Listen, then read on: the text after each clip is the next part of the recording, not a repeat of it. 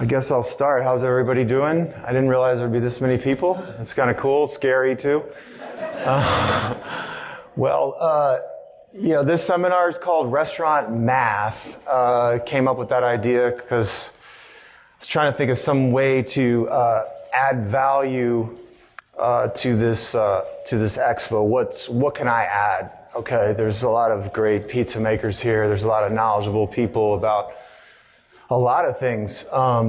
But just to tell you a little bit about myself, before I was in the pizza business and owned a pizza restaurant, I was in financial analysis, first for government bonds, and I worked for a couple of banks, and then I worked in real estate. I did a lot of projection, a lot of financial analysis on buying large apartment complexes, lots of different real estate stuff where my job was basically to project, to estimate 10 years out revenue and expenses. So, when I started making pizza at home, and I wanted to open a pizza place, I basically, when I did open, I had all that skill set that was invaluable in the success.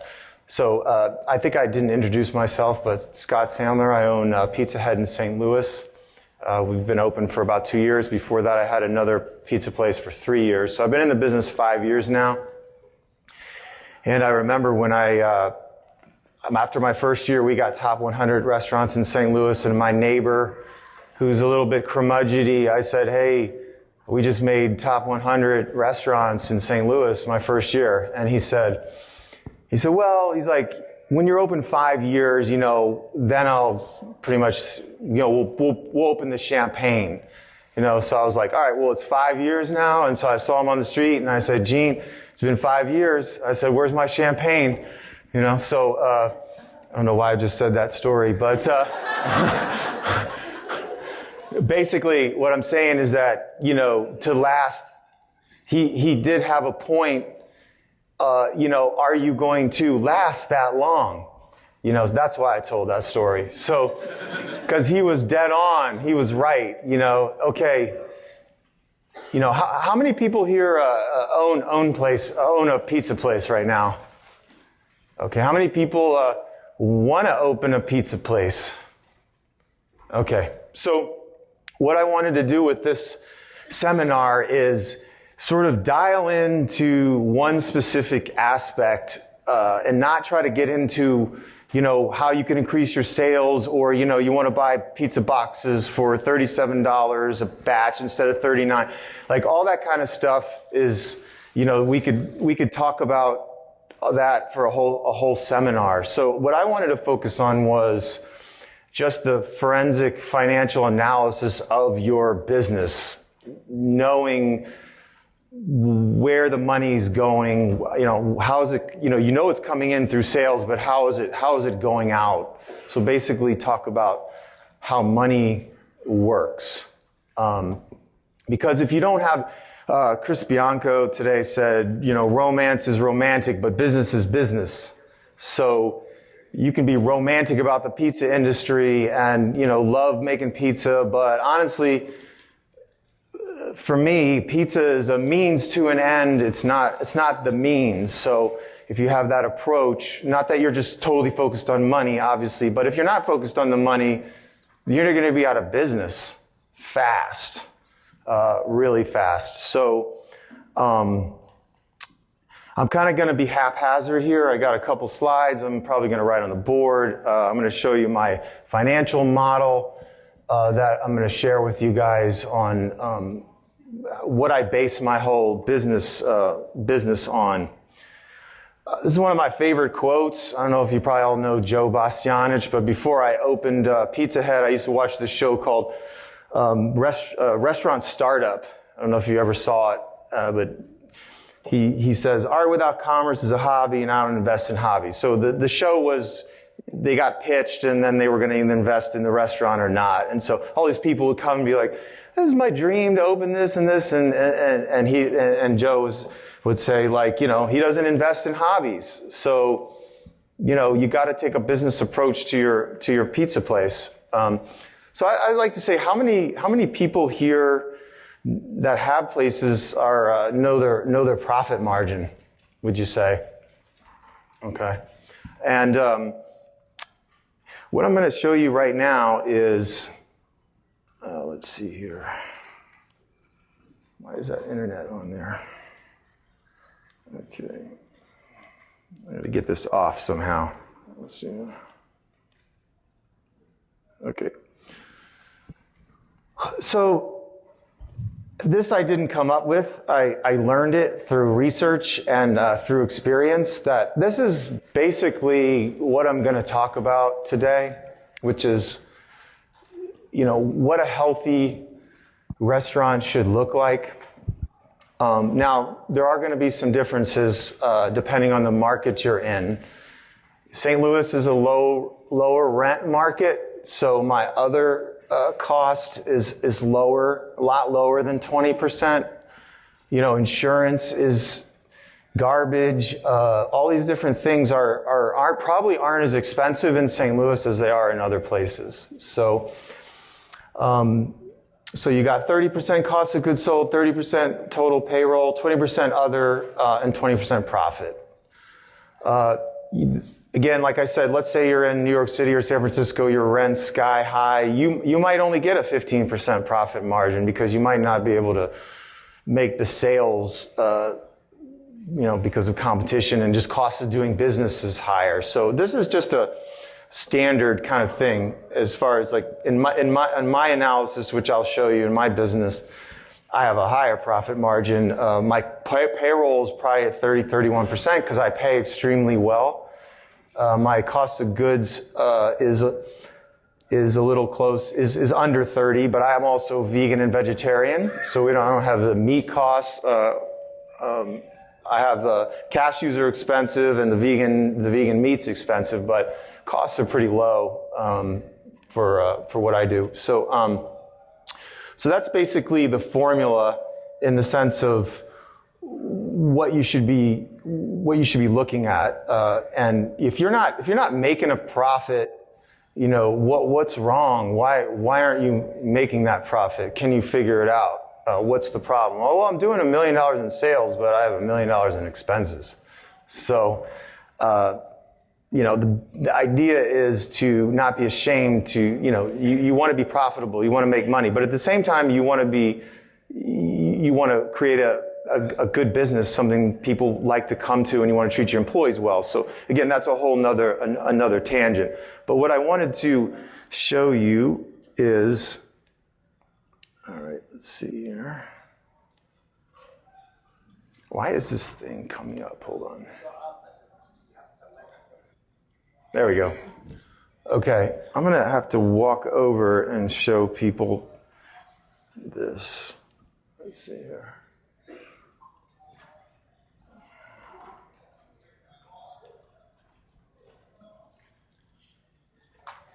Can people see that, or is it's too small? Okay. I'll just explain it then. Let's see here. Okay. I can share this with, it takes some formulas and stuff like that, but I'll definitely share it. It's pretty simple, and you could probably create your own. But okay. So when I started out, I set up this little model, and I actually simplified it over time.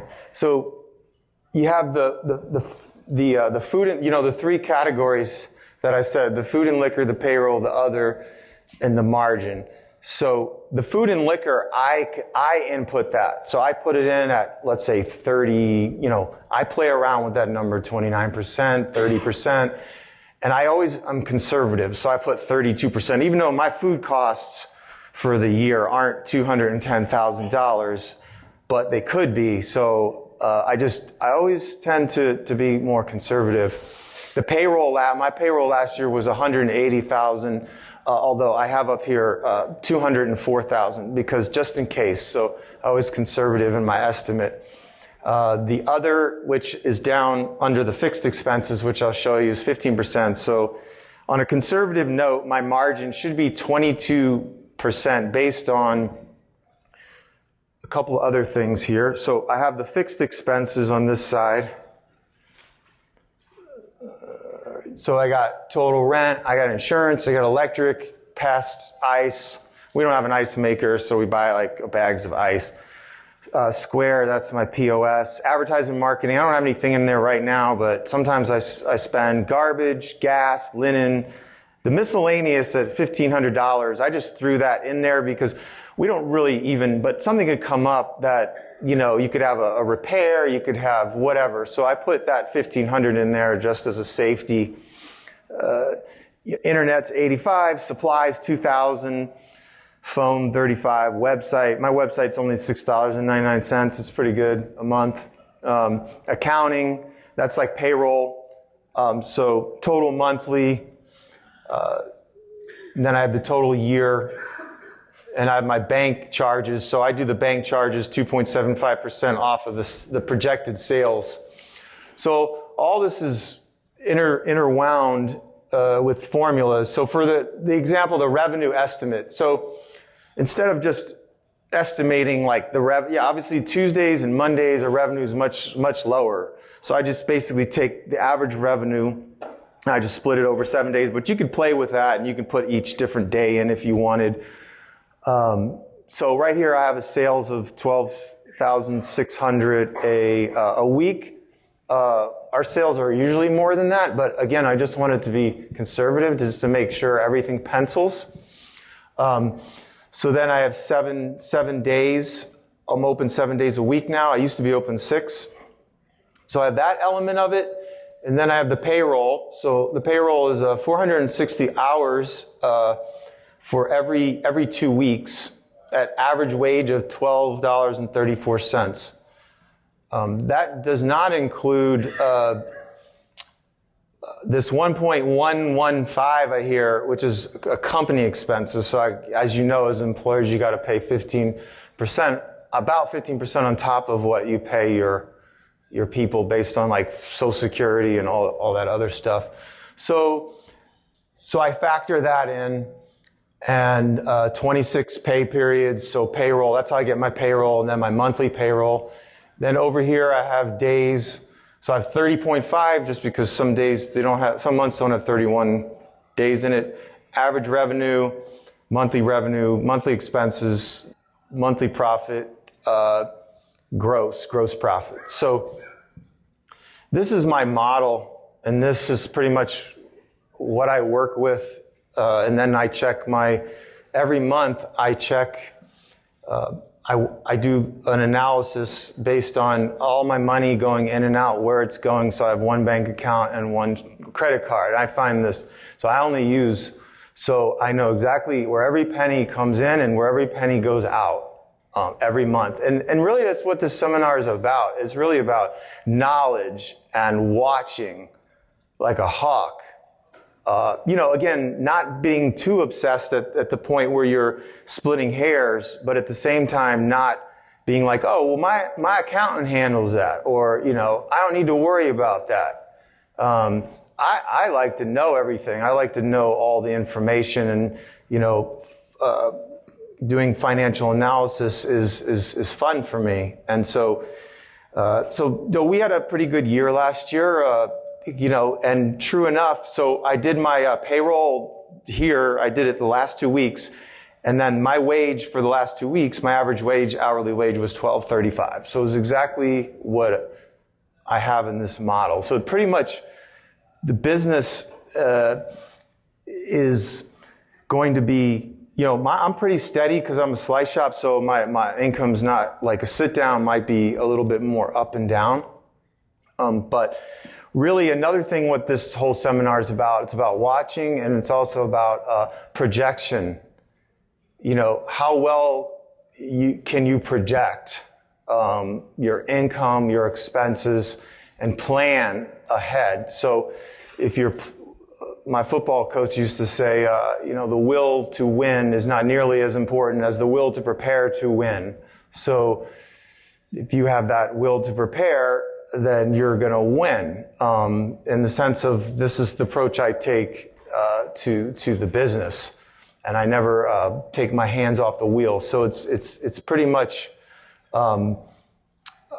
if you're not good at projecting, then all these ratios that are healthy are based on your sales projections. So I'm not here to like tell people how to increase their sales or whatever. That's, again, a whole nother topic. All I'm here right now to do is to say, what is your business doing now? How can you look at your business and where can you find, oh, I didn't know that I'm paying this for this, or I didn't know what my ratio was of, sales to, labor to sales ratio. What was it this week? What was it last week?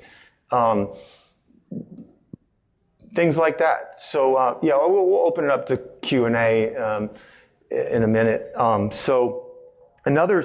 Does everybody kind of get the idea of what I'm trying to do here? Or does it make sense? Or am I...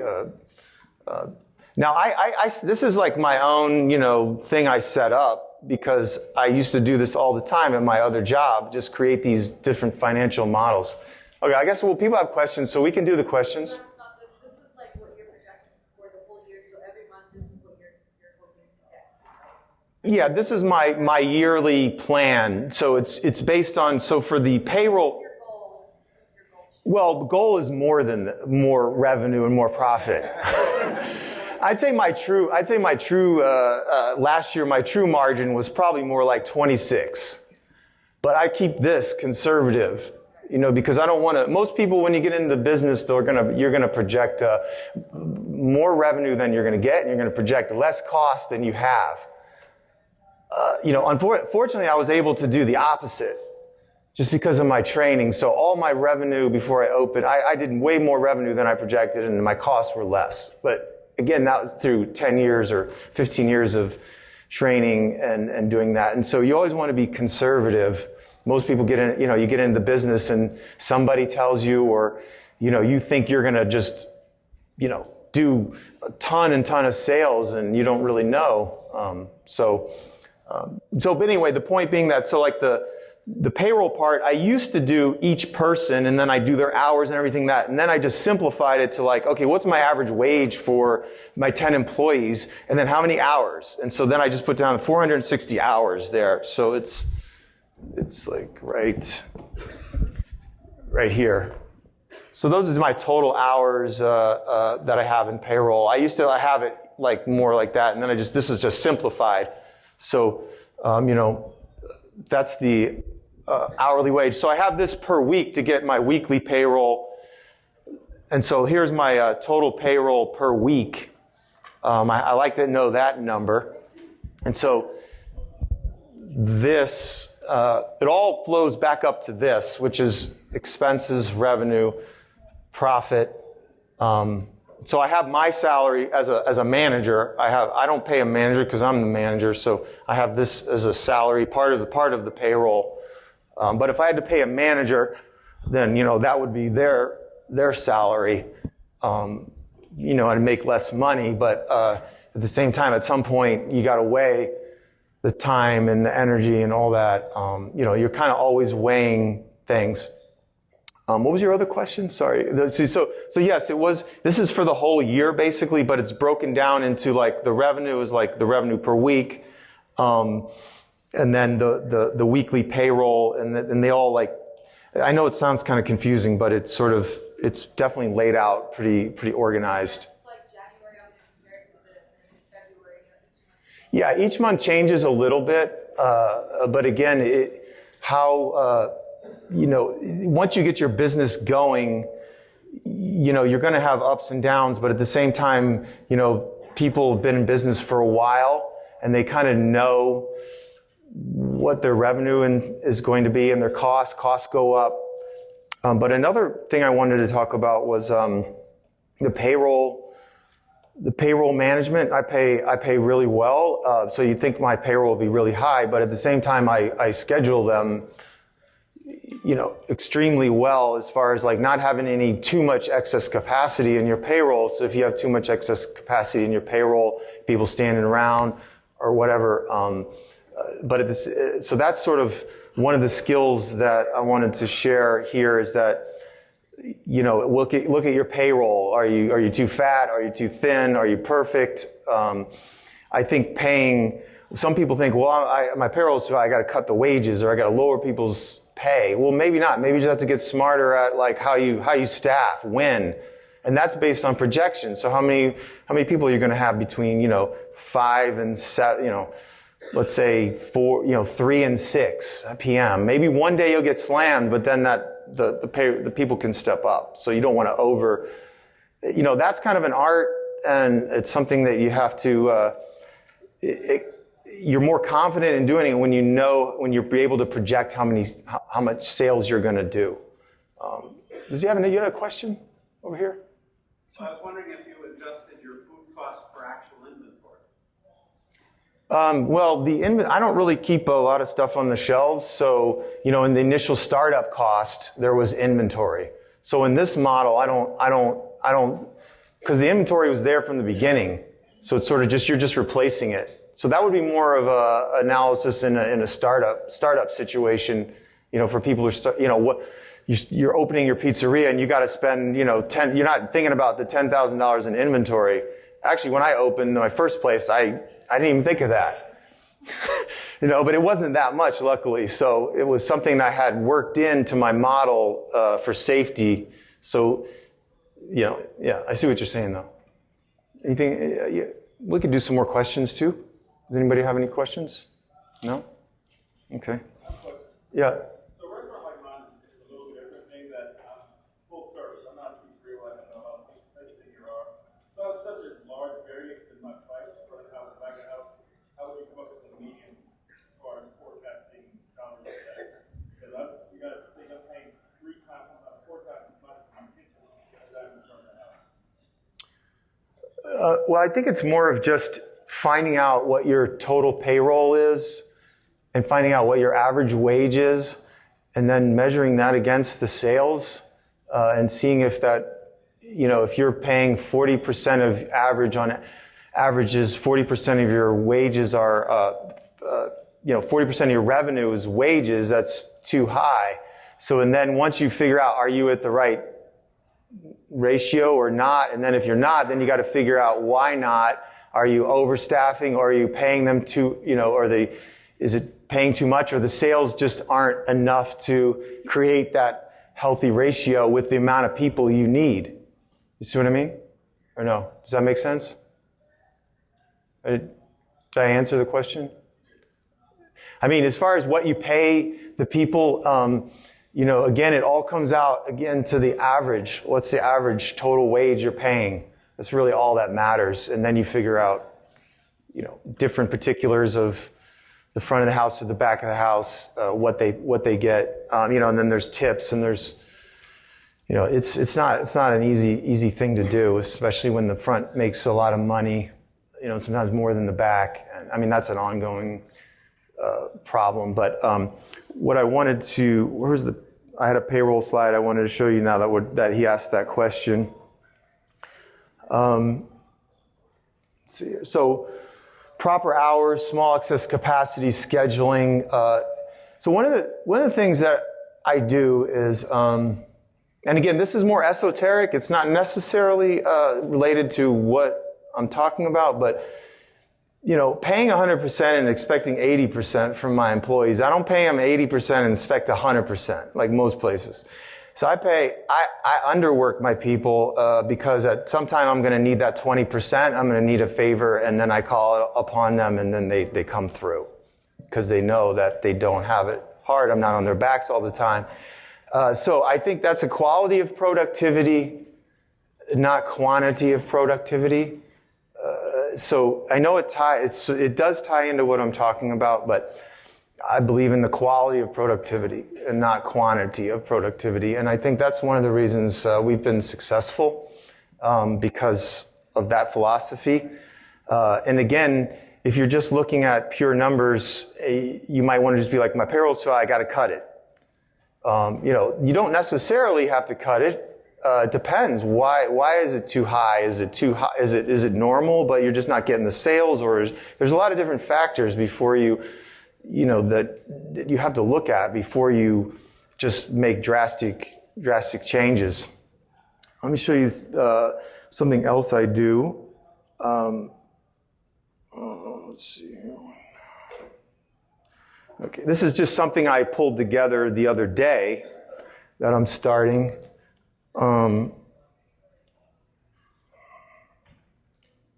Okay.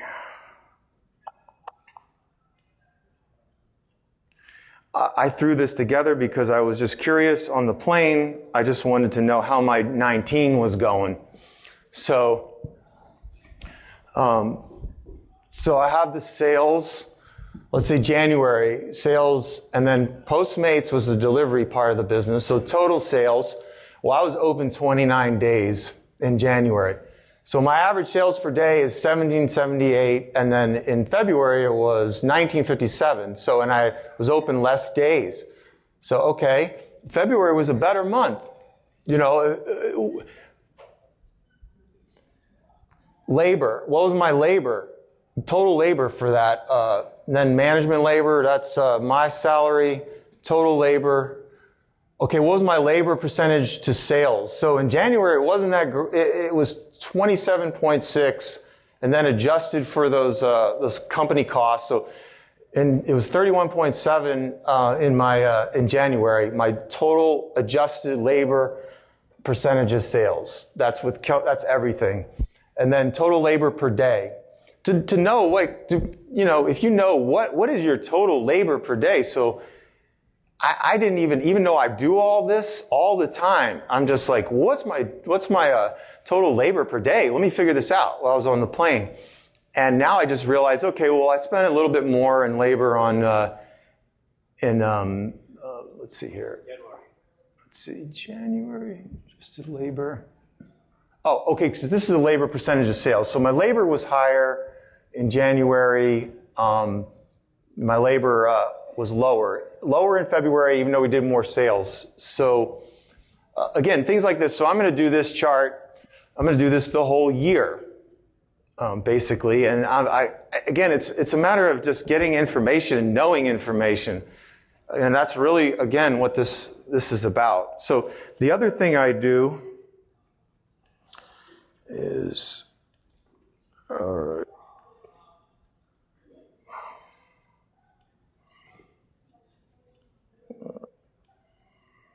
Okay, so every month, we'll just look at December. Okay. Again, I'm just trying to give people tools here and just show you what I do, and you can kind of, come up with stuff. I guess it helps that I'm good with a little bit of formulas, but these formulas in here aren't that, you can learn that in Excel. It's not that hard. They're not like really super sophisticated formulas. So here's what I do is let me increase it. Okay, so every month I download my bank account because all my money comes out of one bank account. I have a credit card too. That's it. So I'll cut and paste all the transactions onto a spreadsheet. So these are all my transactions for last December. Let me start. Okay, so I do two different analyses. I do cash.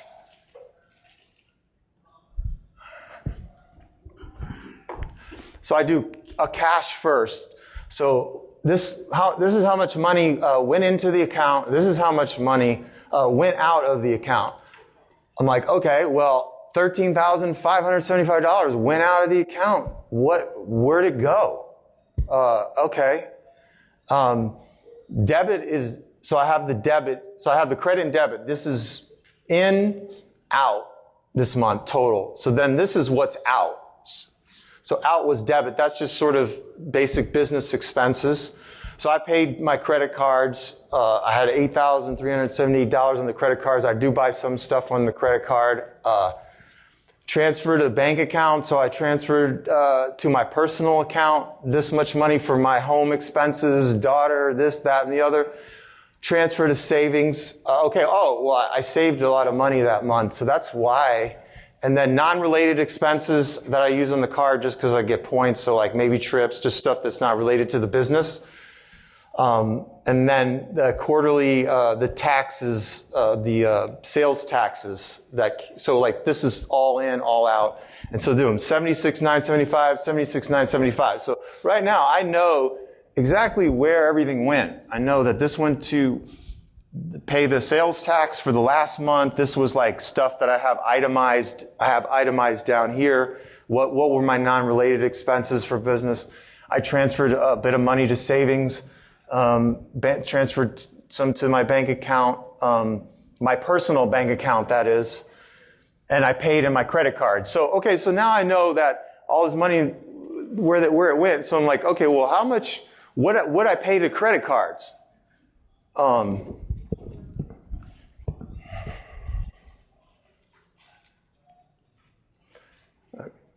So this would be the transaction journal that I do. And so I code everything here. So food, beer, merchandise, payroll, salaries, repairs and maintenance, rents, taxes, advertising, insurance, legal, office, supplies, travel, utilities, phone, bank, gas, services, window cleaning. So then I'll go and I'll see these transactions and then I'll code them. So I'll see like, okay, electronic withdrawal, lower distribution, that is beer. Okay, so I put a 2 here for the beer. So I do one cash, and then I do a P&L with the expenses. So, for example, the credits, I don't need to put anything here because I'm only interested in this part. I'm only interested in the expenses. So beer and then 16. So this was a bank charge. This was beer again. This was repair and maintenance, office expense. So I have the checks, and then I take notes like, okay, well, this went to my handyman because I had to get stuff fixed. This went to advertising. This guy, Wes, I paid him $100. Yeah. So anyway, you get the drift. So here, so insurance, so all my checks are, I write a note what they are. Okay? So then,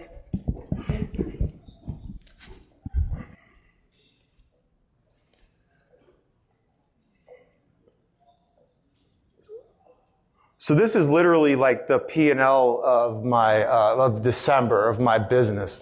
So then I have all those expenses, and then down here I have, okay, because some expenses carry over to the next month. You use them, but you don't pay till the next month. So sometimes it takes a few months to, like here, my profit was 32%, but that's kind of, I know that's high only because I didn't pay like a huge food bill. I paid it in January. So sometimes January's profit might be like a little bit lower. So the average. So then here I have all my costs. I have my revenue. I have the delivery revenue, total cost, profit. Then I have my income tax because I got to save for income tax. So I have, different tax rates and then the money I got to put aside to pay the tax man. So I'm not stuck at the end of the year. I mean, I could pay quarterly, but I usually wait to the end of the year and then pay. So this month my other was 12, my payroll was 27, my cost of goods sold 29, and the profit 32. But I know I did January's, it was less than, I think it was like, I have January's up here. But what I'm saying is that, so it's not necessarily, it's not going to be totally exact because unless you're doing cash in, cash out accounting, or you're doing the other type of accounting, which is like, okay, well, I had that expense, even though I paid it out in the next month, I'm going to include it in this month. I usually do the revenue, what I earned in the month, and then the expenses are what I actually paid out. That's the way I do it. So does anybody have any questions so far? Is this helpful? Okay. No, I do it myself. I mean, I guess I've never used QuickBooks, but I think you could probably do all this stuff, on QuickBooks. I use a Rebel POS system,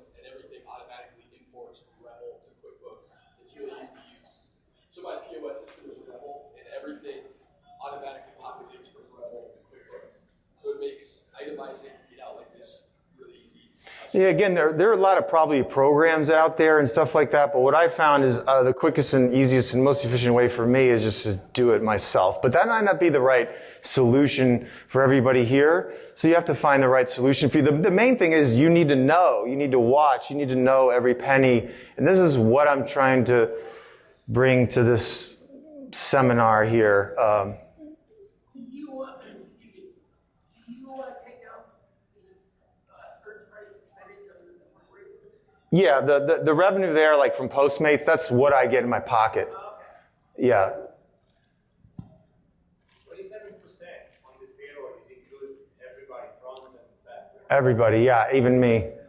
So all your payroll with the managers and all that should be no more than 30% Yeah, so is that 40%, of sales. is that 40% of your salary goes toward the staff portion, and the other 60% goes toward profit cost or No, that payroll cost includes me as an employee. So even if do anybody own their own real estate that has their own place? So like you need to include what you would, if maybe it's a mortgage, you include the mortgage, or you need to include like you're paying market rent to get a true picture of your business, even though you own the building, you know? staff. You should include all of yourself with the staff, right? Because you're also the manager.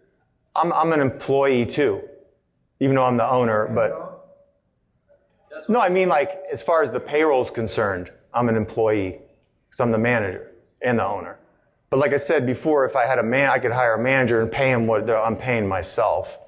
And my model would still work. I just wouldn't get that extra money that I get because I'm the manager, So, What's the minimum wage? Well, in Missouri, the minimum server wage is $3.95, but I pay everybody $10 and $11 in the front of the house. So, and then the back of the minimum wage, I think it's like 7 something. It's supposed to go up. We just passed something. But I usually start out at 12 for the back of the house, move them to 13 really fast. And I have, more experienced older, people have been with me for a while. They're making 17, I have more money to pay them, if they're producing, the right way and but I start off pretty high. It's just, I feel like it's a competitive advantage. But again, it's all based on what your sales are.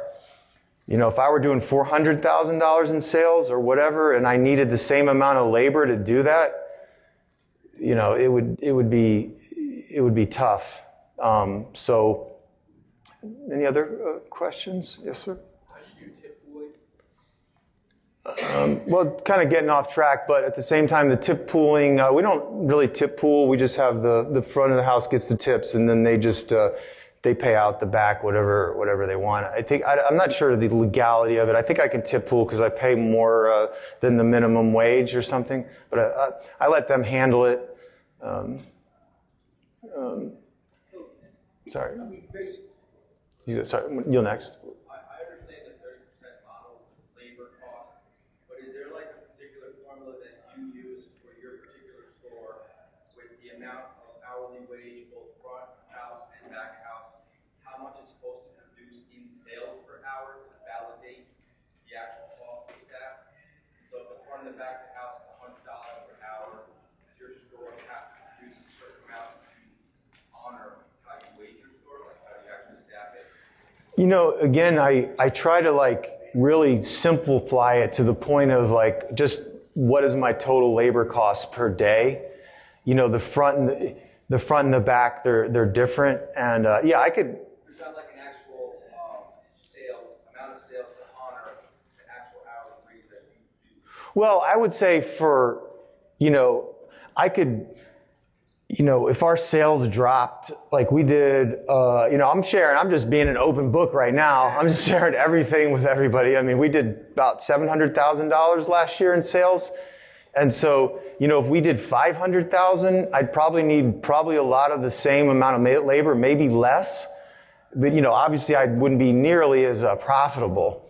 So yes, and I think what you're saying is that, a lot of times the model has to work with a certain amount of sales. But I believe that my sales are really good because I do all these things, because I pay my employees really well, and the way I manage it and the way I market it and all that stuff. So yeah, I have to maintain a certain sales to maintain these ratios, otherwise, yes, things would, if I'm starting to make less than what my employees are making, then I'd have to do something, because it's all about risk and reward. That's the thing too, is that, how much risk are you, again, that's a whole nother seminar, but at the same time, I'm taking a lot of risk because I'm the business owner, and my risk has to be worth it. And all the work I do, 24/7 on it all the time, I have to get compensated for that, And if I'm making, nothing against, let's say, I'm making busting my ass and just making a wage that's not, doesn't make sense, then what's the point, really, of could do something else, because the restaurant business is super hard, as everyone in here knows, and as everyone who's going to get into it, it is tough. It's really tough, and you got to have a stomach for it. So, and everyone in here who has a place knows what I'm talking about. So, I mean, maybe some are managed differently, but I know I kind of whip through all this pretty quickly, but again, going back to the main points of getting to know your business. How many people, let's say, would like to know their business better, would like to know their numbers better, would like to understand where their numbers are coming from? And sometimes it's like, well, am I even making money? Where's the money? So I was more motivated to just find out. I want to know every single dollar. I want to know where it's going, because I feel good when I walk out of here or I do whatever. I know exactly where my money is going. I think that the more you do it, the better you get at it. And the more sixth sense you develop. So you're like, wait a second, something's not right because the numbers should be like this. Oh, and then you look into it and you see, okay, this happened and that happened. And, so,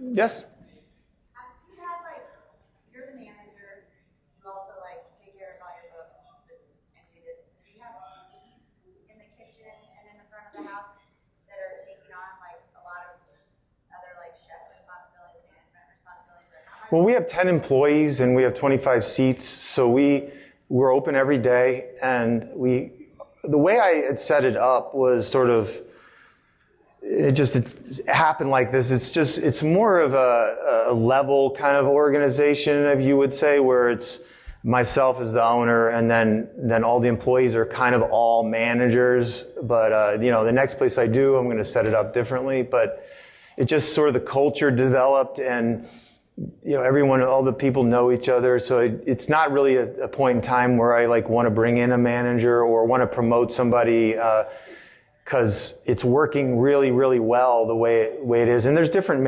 obviously management structure. That's a whole another thing of how you run your restaurant. Do you have managers that aren't really doing anything, or you're paying them, but what value are they adding?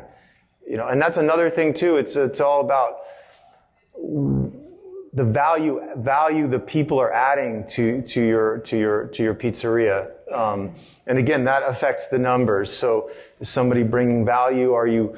The only time I get upset with my employees is when I feel like the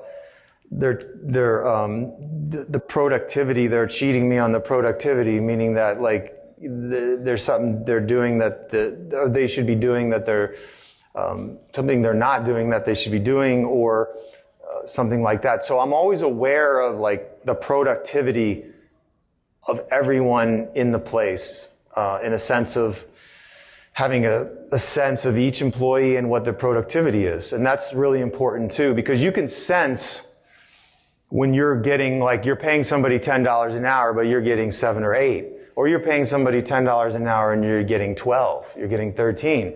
You got to be acutely aware of that, because actually that is extremely important in your profitability because you don't see it. You don't see the fact that you're losing $2 or $3 on this person because they're giving you $10 when you're paying them $12. So that's lost productivity, which means lost profit. It's a subtle thing. It's like watching the first hand of a clock move. You can't see it move, but you know it's moving. And that's kind of like money.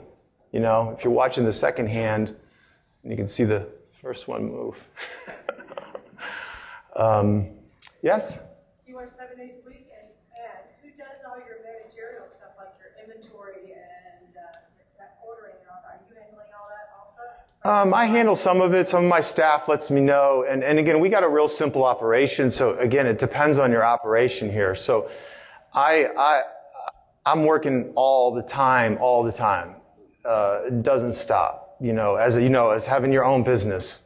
But I do have a small prep, so I kind of know intuitively what to order every week. And then my staff, they let me know if we're out of something. And it's sort of, I'm kind of loosey-goosey in a lot of ways, which is weird in the way I run the restaurant. But at the same time, it's like razor sharp, meaning that, I know what's up before anyone usually does. Or I'm always thinking like chess, even though I'm not a chess player, so like thinking 10 steps ahead all the time. So that's what the projection idea that I want to go back to. If you get good at it, you can start practicing it and start planning. And then the better you plan, the better things will turn out successful. But I'd like to get more help, but at some point I probably will. I mean, I just do this little analysis. I have an accountant who does the payroll and, he does it with the state and all that stuff. So, does my taxes and things, but I give him my P&L at the end of the year because I don't necessarily trust the accountant to do a better job than I can. Just because I'll have to pay them a lot of money to do it. And that's another way I save money is I spend, compared to a lot of places. But again, it goes back to how big's your operation. Maybe you can't do all that, but anyone can take what I just did and fit that into whatever their model they're using. Whatever business they have, all that stuff I just did you can do it yourself, and it doesn't take that much time, and you'll feel good too after you do it. I love the way I feel after I do my P&L at the end of the month, because then I know I made money, or I know that, we had a slow month, or I know we had a good month. So it makes me more confident. Someone else? Yeah, that was the model. The first one I showed you, that was the predictive model.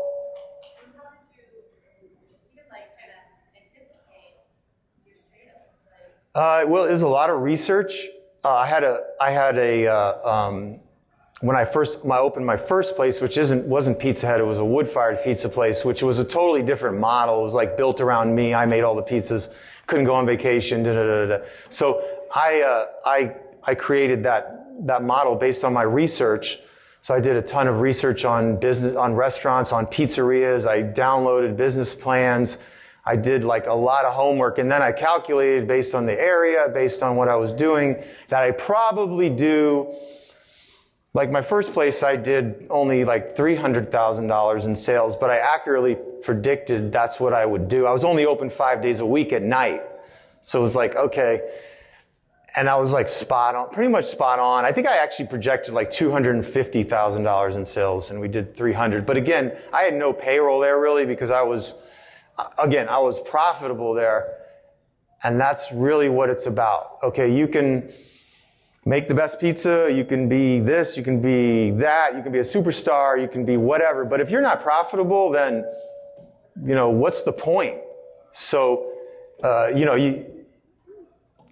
my first place, I only did $300,000 in sales, but I was extremely profitable, probably over 30% margin. You know what I mean? So it's really not necessarily how much sales you're making. It's like, what's your profit? How are you profitable? And it's interesting. In St. Louis, there's a guy that's been in a restaurant family, and he owns a lot of restaurants. And none of his restaurants ever get like top 100 or best this or best that. But the guy, we were talking one time, and he's like, he has some good places, and he has popular places. They're not the best, but he's been in business year after year after year. And he says, you know what? The only thing that matters is profitability in the end.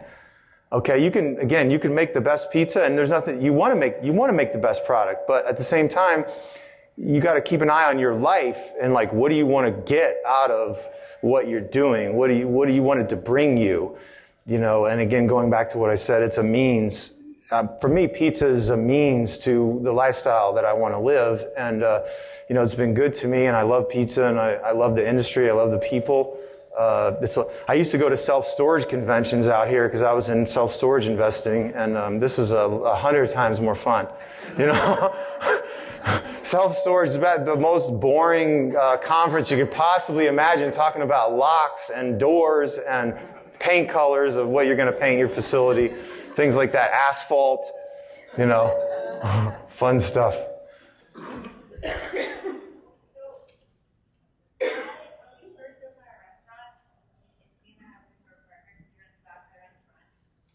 I'm sorry, just a little louder. Yeah, he runs the back, I run the front. When we first opened our restaurant, we were hitting close to 30% labor month over month. But we were both working Does that 30% include your labor? Included ours, yeah. It included your labor? Yes. Okay. But we were working 70 hours a week. And so we then brought on help. What did you pay what did you calculate your labor at? What an average person doing our job would do. Oh, so you're like an hourly or a salary? Salary position. Okay. And then we both brought on help. So he now has somebody who's like a key person in the kitchen, and I have somebody who's a key person out front. But then both of those salaries took our hours in a week down to maybe 40 hours a week. A little bit more management, right? But we're still working. But that brought our labor up to say closer to 35%. So now with this help, everybody working, 40, 50. So 35% of your current sales, right? Okay. So now, but that 35%, I've done it a million times. I've scheduled very lean, but that 35% isn't I don't think we can do it. So does that, in your mind, does that just mean our menu prices are too low? If you really think that you can't execute the same, execute the same way with less people or less hours, it's really about the total man hours. See, I calculate total man hours per week, and it just might be that maybe you have too much prep going on. Maybe you need to slim down the menu. Maybe you need to make some things more efficient. Or again, I'm not here to tell you how to increase sales, because that's not what I'm talking about right now. But at the same time, increasing the top line somehow, for us, it's delivery. That's where we're going to be doing more and more delivery. That's how we're going to increase our top line. But I think, go ahead. We're in Canada. Okay. So my hourly average payout is just over $18. Is that Canadian dollars? What is that in U.S.? Anybody know? Right now. So it's the minimum wage is going up to $16 an hour for front of house, back of house. Okay. So, it's 30% not. well, like I said in the beginning, sometimes the different markets, maybe you just can't pay and have less than what you're doing, and you can't have less hours to operate your business effectively like you want. And maybe it's just that you have to find some other way, or you just have to live with the profit margin that you're getting. I think there's all kinds of little ways you can look for. Even for example, let's say at the end of the night, cleaning, right? And again, this is because I'm able to do this, but if I have my staff spend an hour after they close cleaning to the point where I would like it clean, and I add that out over a year, That's a lot of money. And so the thing is that, honestly, I have one of my employees here, but I probably do in an hour, I do the work of someone that's going to do 3 hours of work, okay? My employees, no, they're all good, but I work better and faster. So what I do is I just let them get out. I just do the best job you can in 15, 20 minutes, get out of there. Then, once a week or every 2 days, I'll go in there and I'll deep clean, and in a half hour, I'll clean the place myself. So my labor at a half hour is better than someone else's labor, over a year period is better than them doing it for an hour that I do in 15 minutes. And I don't mind going here and there and touching my restaurant and putting my hands on it. So that's a way I save a lot of money.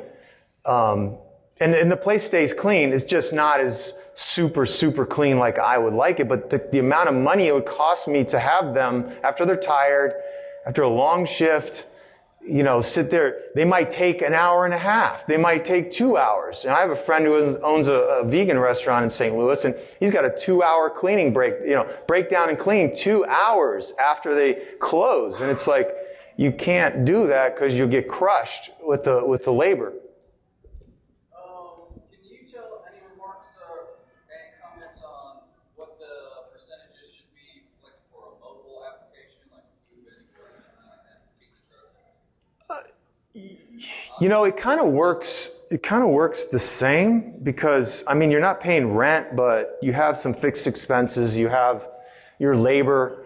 You could use the same principles to a mobile any food operation, I think. I haven't done a mobile, so I don't necessarily know the ins and outs of it. Let's see here.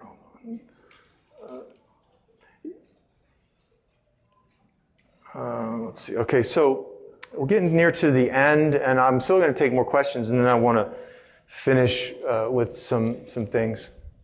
You mentioned earlier that when you started new locations, your forecasts were quite good in terms of projection sales. Do you have tips on that? How do you get good at forecasting those? Sometimes I'd go to other places, other restaurants, and kind of go there for an hour. And watch, see how many people come in.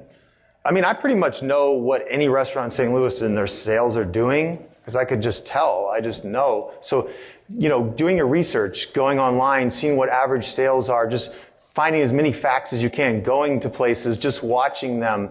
Like 20 people just came in this hour. Well, this is the peak hour. Okay, and then you say, well, if 20 people come in, between this time, and it's probably going to fan out at this time. And so there's a lot of sort of calculations and observations you have to do to be able to project accurately, what your sale, like with Pizza Head, when I opened, we've done way better than I projected. But again, I start with a modest projection in the beginning. I say, if I do this conservatively, I'm going to make a nice living. But this is a conservative estimate. So I always knock down my what I think is real. I knock it down like 20%. I don't know, does that answer your question? Mainly research, mainly paying attention. That's the main thing. Sorry, the person in the green. Oh, okay. You do more than your projections. Say, like you said, you have 10 employees. So if your volume is going up, does your formula change? Well, I have excess capacity a little bit in my payroll. So if, we could probably do another 20% in sales without raising the labor, I would say. If we got crazy busy all the time and have to bring another person in for a couple hours, but it's all accretive anyway. Like we're open on Mondays now, and Mondays, our sales our labor's 50% of sales on Monday. But it's still accretive, meaning that my profit margin goes down a little bit. My total revenue and total profit dollar-wise is more. You see what I'm saying?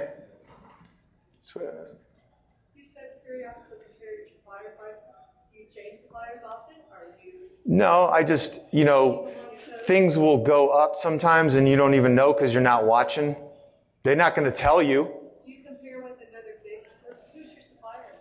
I got a small guy, Toco Foods, and you're in Missouri? Would you have to know? Oh. I have a small supplier too. But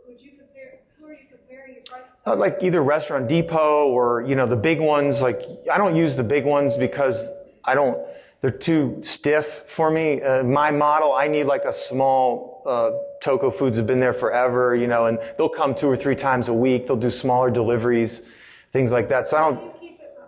What are you doing? Like, I did the same thing. So you're taking Restaurant Depot. They can't.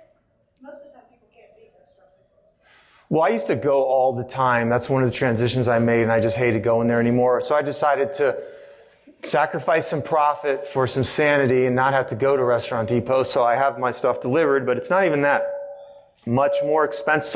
Some items, you have to watch the different items, like cups, for example. Restaurant Depot are half the price of the ones I get from Garrett Paper, which is my supplier. So, but I don't really want to go there, So, yeah.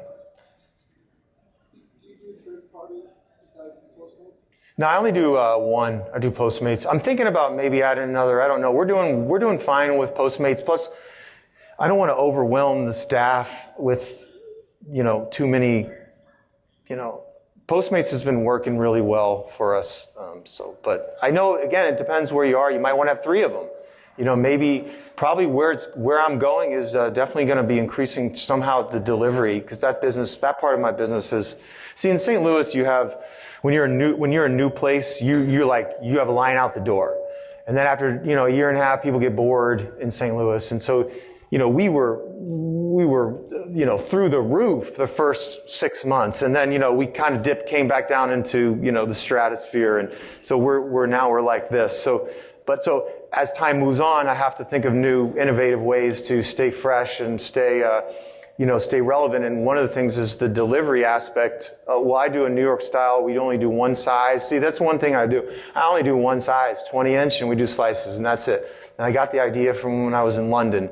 This place called Home Slice. They just did 20-inch pies and slices. So we don't have to make different size dough balls. And then our slices are 10 inches. So, again, another way to cut labor, another way to cut waste, another way to, again, it might not work for every market, but I think if you have confidence, like I knew this, people love big pizzas, so I'm like, I'm just going to do a 20-inch pizza and then do slices. You have a 12-inch, you have 16, no.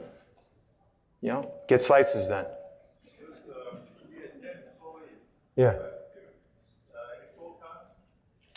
Well, again, this is getting into another thing, which is the way I operate this place is more of a flexible type thing where people can leave. I have a lot of people that are in bands. I have people so you can take a vacation anytime you want at my place, and you can go for 2 weeks. You can go for 3 weeks. When you come back, you have your job.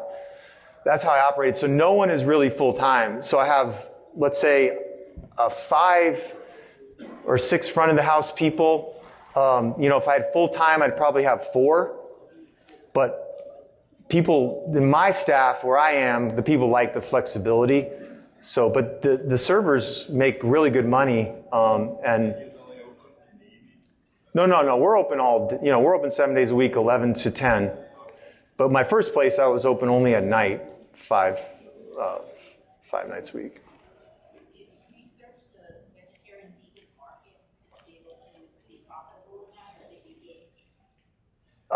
Yeah, I've been a vegetarian since '96, so I kind of understood the market, but I knew that that's a loyal market, and we get a lot of support from that market. St. Louis, yeah, a lot of vegetarians and vegans in St. Louis. I think I have to finish because it's 3:30, and I'm supposed to go to 2:30, but I'll take, I guess. That was in the insurance. Yeah, the insurance I think is. Yeah, I pay insurance. Well, anyway, thanks for coming. I hope this was helpful.